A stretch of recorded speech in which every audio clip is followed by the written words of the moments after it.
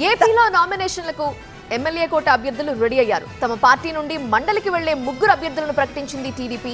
అటు తమ అభ్యర్థిని ఇవాళ ఖరారు చేయనుంది బీజేపీ. ఇవాళే నామినేషన్లకు ఆఖరి రోజు కావడంతో ఏ క్షణమైనా బీజేపీ నుండి ప్రకటన రావచ్చు. జనసేన నుంచి ఇప్పటికే నాగబాబు నామినేషన్ వేసేశారు. ఇక పదవిపై భారీగా ఆశలు పెట్టుకున్న కొందరు నేతల్ని ముందే బుజ్జగించి భవిష్యత్తుపై భరోసా ఇచ్చింది టీడీపీ హైకమాండ్.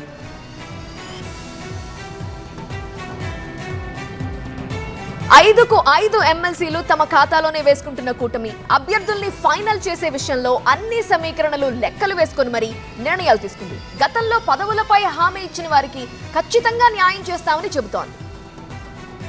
ఆంధ్రప్రదేశ్లోనూ ఎమ్మెల్యే కోట ఎమ్మెల్సీ అభ్యర్థుల పేర్లు ఖరారయ్యాయి. ఖాళీ అవుతున్న 5 స్థానాల్ని కూటమికే దక్కనుండడంతో నా బిజినెస్ కి జిఎస్టీ నోటీస్ వచ్చింది. ఇప్పుడు ఏం చేయాలో అర్థం కావట్లేదు. ఇప్పుడే ఒక జిఎస్టీ ఎక్స్పర్ట్ తో మాట్లాడు. ఇప్పటికిప్పుడు జిఎస్టీ ఎక్స్పర్ట్ అంటే ఎక్కడ దొరుకుతారు? బాస్ వాలా బీ ద బాస్. టీడీపీ ఎన్ని స్థానాలు బరిలోకి దిగుతుంది? జనసేన బీజేపీకి అవకాశం ఉంటుందా అనే చర్చ జరిగింది. అయితే జనసేన తరపున నాగబాబు పేరును ఖరారు చేశారు డిప్యూటీ సీఎం పవన్ కళ్యాణ్. దీంతో మిగిలిన 4 స్థానాల్లో బీజేపీకి ఒక సీటు కేటాయిస్తారా లేక టీడీపీ 4 అభ్యర్థులను ప్రకటిస్తుందా అనే ఉత్కంఠకు ఆ పార్టీ తెరదించింది. చివరి నిమిషంలో కూటమిలోని మరో భాగస్వామ్య పార్టీ అయిన బీజేపీకి ఒక సీటు కేటాయించాలని నిర్ణయించారు. టీడీపీ నుంచి 3 ఎమ్మెల్సీ అభ్యర్థుల పేర్లను ప్రకటించింది.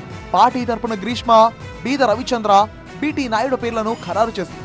ఉమ్మడి శ్రీకాకుళం జిల్లాకు చెందిన మాజీ స్పీకర్ కావలి ప్రతిభా భారతి కుమార్తె కావలి గ్రీష్మ, ఉమ్మడి నెల్లూరు జిల్లాకు చెందిన బీద రవిచంద్ర, చిత్తూరు జిల్లాకు చెందిన బీటీ నాయుడులకు ఎంపిక చేశారు. దీంతో ఏపీలోని 3 ప్రాంతాల నుంచి 3ని ఎంపిక చేసినట్టయింది. ఈ 3 పేర్లను ఎంపిక చేసేందుకు పార్టీ అధిష్టానం తీవ్ర కసరత్తు చేసినట్టు తెలుస్తోంది. టీడీపీ తరఫున ఈసారి రేసులో అనేక మంది ఆశావహులు ఉండడంతో అభ్యర్థుల ఎంపికపై చంద్రబాబు సుదీర్ఘ సమాలోచనలు జరిపారు. సామాజిక సమీకరణాలు, అనేక ఇతర అంశాలను పరిగణలోకి తీసుకుని అభ్యర్థుల ఎంపికను పూర్తి చేశారు. అయితే ఆశావహులు ఎక్కువగా ఉండడంతో పార్టీ రాష్ట్ర అధ్యక్షుడు పల్లా శ్రీనివాసరావు రంగంలోకి దిగారు. 2027లో మరోమారు ఎమ్మెల్యే కోటాలో ఎమ్మెల్సీ ఎన్నికలు జరగనున్నాయి. ఇప్పుడు రాని వారికి అప్పుడు ఛాన్స్ ఇస్తామని పార్టీ జాతీయ అధ్యక్షుడు చంద్రబాబు చెప్పినట్టు వారికి వివరించారు. ఆశావాహులకు పల్లా స్వయంగా ఫోన్ చేసి బుజ్జగించారు.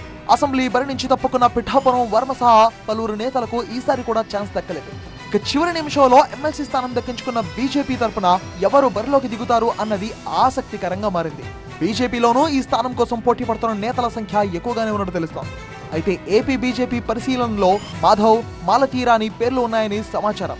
నామినేషన్లు వేసేందుకు ఇవాళ చివరి తేదీ కావడంతో మరికొద్ది గంటల్లోనే బీజేపీ తమ అభ్యర్థి పేరును ఖరారు చేసే అవకాశం ఉంది.